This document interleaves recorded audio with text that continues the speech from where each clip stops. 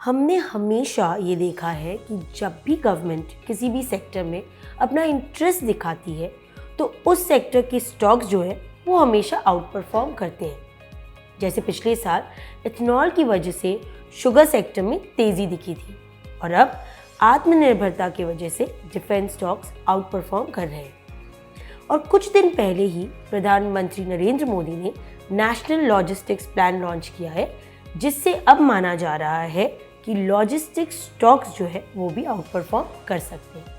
Hello everyone, मेरा नाम है श्रुति गुप्ता और आज इस वीडियो में हम जिस कंपनी के बारे में बात करेंगे वो इंडिया की one of the largest road transport company में से एक है।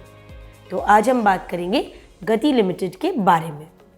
1989 में मिस्टर महेंद्र अग्रवाल जो है उन्होंने गति लिमिटेड को स्थापित किया था और आज गति अपने बिजनेस को पूरे देश में फैला रही है।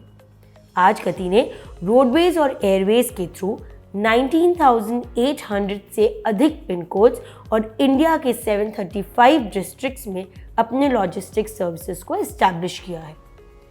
अब कंपनी का जो बिजनेस है, जो बिजनेस स्ट्रक्चर है, उसके बारे में हम बात करते हैं। तो गति B2B लॉजिस्टिक्स सर्विसेज प्रोवाइड करती है, जिसमें से वो मुख्य रूप से सरफेस एक्सप्रेस यानी रोडवेज के थ्रू 92% रेवेन्यू जनरेट करती है। एयर एक्सप्रेस से 5% रेवेन्यू बिजनेस में आता है और सप्लाई चेन मैनेजमेंट से वो 3% रेवेन्यू जनरेट करती है। पर लॉजिस्टिक्स सेक्टर में हमने गति को ही क्यों चुना? गति एक समय में लॉजिस्टिक्स सेक्टर में मार्केट लीडर थी और कंपनी के जो प्रमोटर हैं मिस्टर महेंद्र अग्रवाल, उन्होंने कोर बिजनेस से अपना फोकस हटाकर नॉन कोर बिजनेस जैसे फ्यूल स्टेशन, पावर प्लांट्स में अपने रिसोर्सेज यूटिलाइज करने शुरू कर दिए थे और इनमें से कोई भी बिजनेस प्रॉफिटेबल नहीं रहा, जिसकी वजह से इनके मार्केट शेयर्स गिरने लगे थे और इनका जो डेट है वो भी बढ़ने लगा था। यहाँ तक कि प्रमोटर्स को अपने मेजॉरिटी शेयर्स प्लेज करने पड़े थे।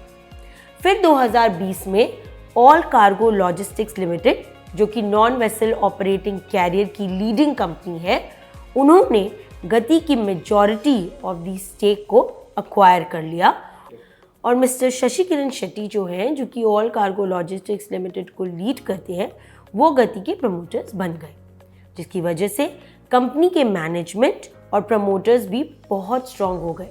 और फिर प्रमोटर्स ने एसेट लाइट अप्रोच जो है उसे अडॉप्ट किया, जिसमें उन्होंने अपनी सारी नॉन कोर बिजनेस को बंद कर दिया ताकि वो अपने लॉजिस्टिक्स बिजनेस में फोकस कर सके और अपनी प्रॉफिटेबिलिटी को सुधार सके। और मैनेजमेंट का मानना है कि 3 साल में कंपनी ₹3,000 करोड़ रेवेन्यू जनरेट करेगी, जो अभी सिर्फ ₹1,500 करोड़ है और इनका जो एबिडा है वो भी अभी अराउंड 5% है, लेकिन इनका मानना है कि वो 12 से 15% तक बढ़ जरूर सकता है।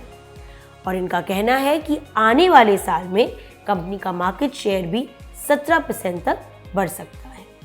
अगर आपको किसी भी सेक्टर के बारे में या फिर किसी कंपनी के बारे में डिटेल जानकारी लेनी है तो आप स्टॉकेज ऐप या वेब में जाकर फर्दर एक्सप्लोर कर सकते हैं।